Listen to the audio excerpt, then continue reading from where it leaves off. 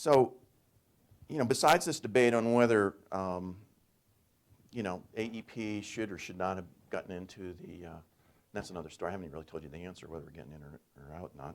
We can do that in questions. But you might push back and say, well, Bob, so now you're telling me your life is easy and you get up in the morning and don't have a big solar threat, and, the utility of the future is exactly what you told me it would be 5 years ago. And I'm telling you, it couldn't be further from the truth. Because when you combine, let's call it 10% of the customers could go over the next decade for solar. You've got about the same reduction in load associated with energy efficiency happening at exactly the same time.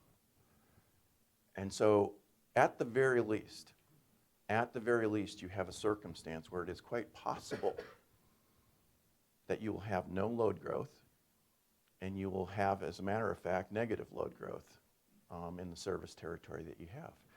Now, as a utility person, I mean, that's like, that doesn't happen. Load has been growing since Thomas Edison first, made the first power plant, right? It wreaks havoc on your planning process. I mean, think about it. It alters the way you think about any resource deployment from a traditional sense, putting a nuclear plant, a coal plant, a gas plant, I don't need it because my load might not grow because of these forces and factors. There's been a great benefit, in a way, to customers. Let's put it this way, from a regulatory standpoint, the fact that load has grown has disguised cost pressures on the grid. And because you've been selling more of your product, you have a huge dilutive function there. If you snap that feedback loop and now you don't have a dilutive function, any cost pressures on the utilities are going to be seen in rates much more quickly. And the customers are going to start asking questions about where's the value proposition here? Why are rates going up? So there's an interesting phenomenon right there. And then what I would say is in some states, Arizona the most recently, have run into this last issue, and that is what I'll call some unintended consequences. But I'm sure you seem like a very well-versed group, 45 minutes I've heard. You've got net metering out there where many solar companies, and I understand why if I were in their shoes, would like net metering to basically pay for any excess generation that a solar installed customer has to be paid at the full grid levels of the GT&D bill. I mean, it's a pretty sweet deal. This is going to get right in the middle of some very interesting social issues.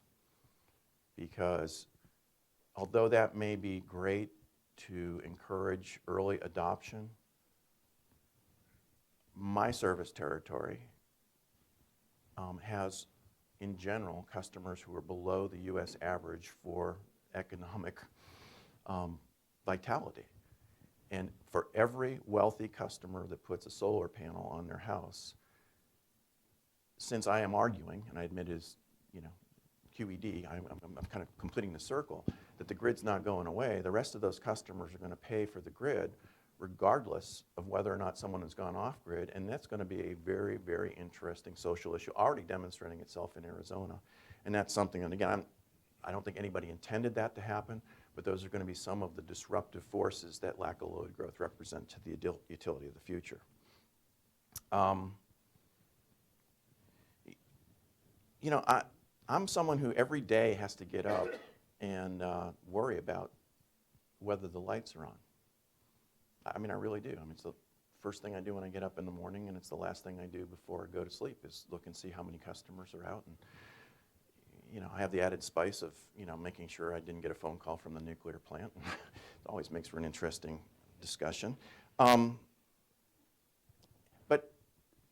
I'm trying to present to you a utility that's not sitting back on its heels, not denying the fact that there are forces out there and changes out there and technologies out there that are coming that need to be thought about and considered. But I am trying to describe to you that there is a lot of inertia and a lot of issues out there that need to be considered in this debate about what the utility of the future is.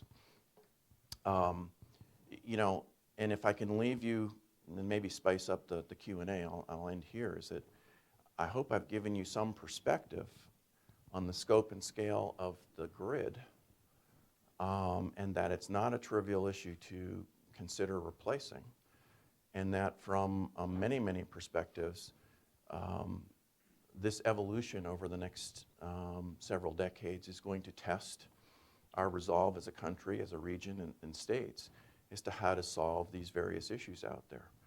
I would suggest again to go back and think about, you know, cost, reliability, greenness, shale gas, you know, new technology, lack of load growth. They all are interconnected, and to talk about any particular technology or issue singularly is a message I guess I would suggest that should not be underestimated in terms of its scope and scale.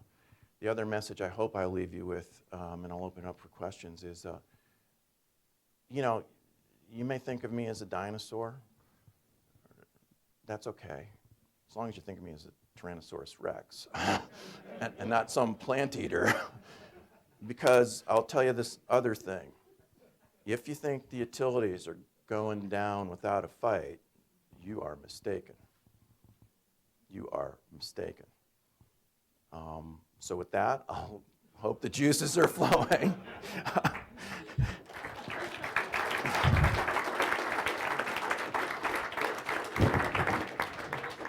So Claire, any questions? Anyone? Oh, wait a minute. Gotta go. Oh, just a few. I'll create a diversion. Thank you for joining us. You had mentioned electric vehicles.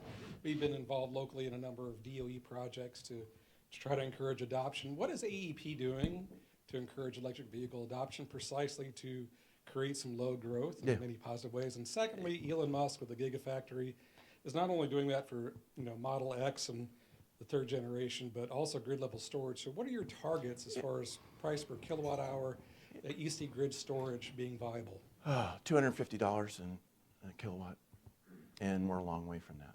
So the other thing, understand, and again, I'm kind of a techno geek, so I'm a proponent, but batteries don't work well in our northern climes. Now, they may work well here in Texas, and so quite frankly, the adoption rate of electric vehicles in, let's say the home state, Columbus, has not been great. We just got our first Tesla franchise. As a matter of fact, there's a huge debate with the other auto dealers because of arcane laws that talk about you can't have a manufacturer-owned, but that's all baloney.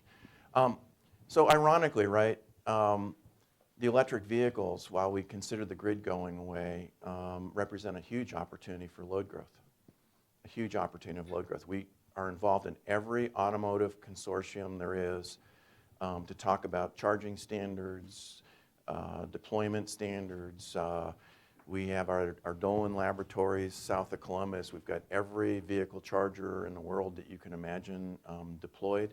We have all sorts of early and ongoing models. The only thing we haven't got is a Tesla, which I want to personally test. But we've got electric vehicles in service to test. The irony is, in talking to the automotive manufacturers, are two things. One, they can't get past basic propulsion issues, first and foremost. The battery has to be babied. Listen, the battery has to be babied so that the battery will meet the warranty requirements for whatever length of service that the battery has. Don't talk to me about putting the battery under a different regimen. So that's one sort of level of discussion. The second level of discussion is, well, we might be able to use those batteries after they're done with their propulsion life, because you may or may not know this, but say the vehicle has a 10 or 11 year life for propulsion. That battery still has about 60% of its storage capacity at the end of those 11 years.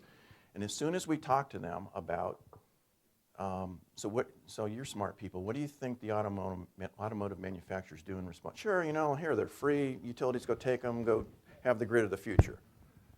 They go, wait a minute. It has residual value. I can factor that into a lease calculation or this calculation, and I think I want to figure out how much I want to charge you for those batteries, which gets right back to the battery price issue.